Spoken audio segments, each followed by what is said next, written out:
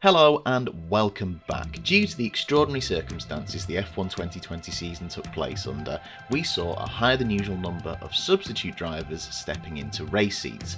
That number probably would have been even higher if Nico Hülkenberg hadn't been stalking the paddock like a predator. Still, if we were going to have a predator stalking the paddock, I'd rather it be Nico Hülkenberg than Nikita. Anyway, my point is, these days F1 teams, in normal circumstances, typically wouldn't have a problem running two drivers throughout the entire season. Well, tell it to McLaren in 1995. That season they ran 4 drivers, none of whom would compete in more than 15 of 17 races that season. So what happened? Well, to explain, we're going to have to rewind a little. My name's Ash. This is The Outside Line.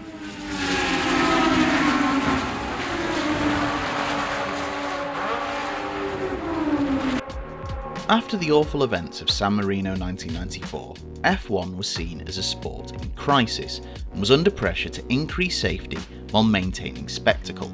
Also, since the accident, Williams had been running test driver David Coulthard alongside Damon Hill, and both Hill and Williams were fighting for championships. So F1 Supremo Bernie Ecclestone saw an opportunity in former champion Nigel Mansell. Mansell had left the sport as world champion at the end of 1992 and became kart IndyCar champion in 1993, but in 1994 was suffering from a less reliable car and he wanted to come back. Bringing Mansell back was seen as a good news story that would bolster Williams' efforts in securing the triple-double, add a former world champion to the grid in a bid to increase TV ratings, and in Ecclestone's opinion give Michael Schumacher a worthy adversary. So Ecclestone helped to get Newman-Haas to release Mansell for the French Grand Prix and the final 3 races of the 94 season. I'm sorry, the head of F1 bringing back a former champion for publicity. You wouldn't see that yeah. Never mind. While Mansell's first 2 races ended in retirement, by the Japanese Grand Prix he was starting to get up to pace, duelling with John Lacey on his way to finish 4th. At the final race of the season at Adelaide, he'd take pole in a rain-affected qualifying and go on to win the race after Hill and Schumacher had their iconic collision, helping Williams to at least secure the Constructors' title in the process, while Schumacher controversially took his first driver's title. Now, Williams had an option on Mansell for the 1995 season, and Mansell was sure he'd be fighting for a second world title with them. However, Williams went for youth over experience and picked Coulthard for the seat alongside Hill.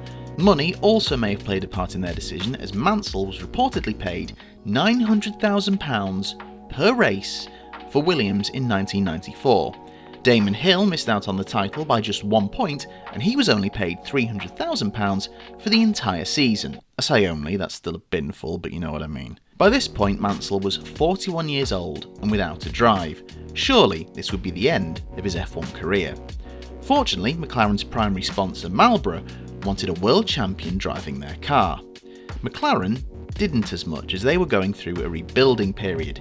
After losing Honda engines at the end of 1992, Ford engines in 1993 saw them finish a distant second, and in 1994 they had Peugeot engines, which were shit. So for 1995, Mercedes returned to the sport for the first time since 1955 as McLaren's engine supplier. Despite McLaren and Mercedes preferring a lower profile driver, tobacco money won, surprise surprise, and Mansell got the seat. All he had to do was sit in it. Slight problem, he couldn't. When McLaren designed the MP410, its slim design was drafted using Mansell's teammate Mika Hakkinen as a model. Mansell completed a seat fit at the factory with no problems, but when it came to pre-season testing at Estoril, he couldn't fit. It's worth mentioning that while Hakkinen could fit, he also complained that the car was too narrow, as his hands and elbows hit the sides of the cockpit. As a result, Mark Blundell, who to date already had 3 F1 podiums and a Le Mans win under his belt, would take Mansell's place for the first 2 Grand Prix, while McLaren hurriedly redesigned the car. At round 3 in San Marino, Mansell made his debut in the MP410B, the B presumably standing for bigger. Qualifying 9th, 3 places behind teammate Hakkinen, he would collide with Eddie Irvine in the race, forcing him to pit, and finish 10th, while Hakkinen finished 5th. Unfortunately, that's as good as it would get for Mansell. In the next round at the Spanish Grand Prix, he would qualify 10th, and only drive 18 laps before retiring the car, complaining of poor handling, and retiring from F1 once and for all.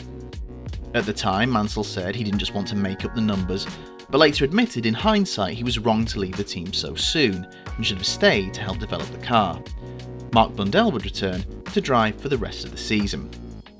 But what about Häkkinen?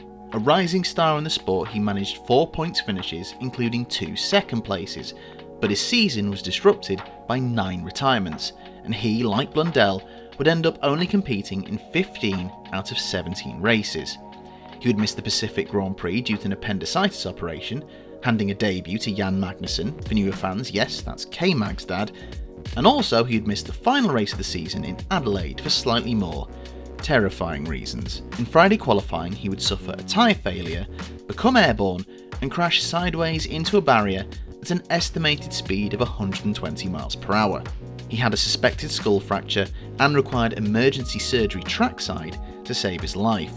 He would, naturally, miss the race, with McLaren only running 1 car for the event, but make an incredible recovery to return at the next Australian Grand Prix, when it opened the 1996 season.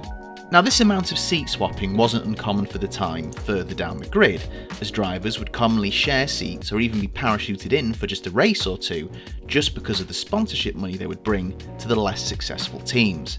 However, to have this amount of movement in season at a team higher up the pecking order was slightly more unusual, but there were extenuating circumstances. But regardless of the instability of their driver lineup that year, McLaren's season was probably more hampered by the shortcomings of their uber-thin car. Also, it was ugly. But fortunately for McLaren, Mercedes and Mika, better times were coming.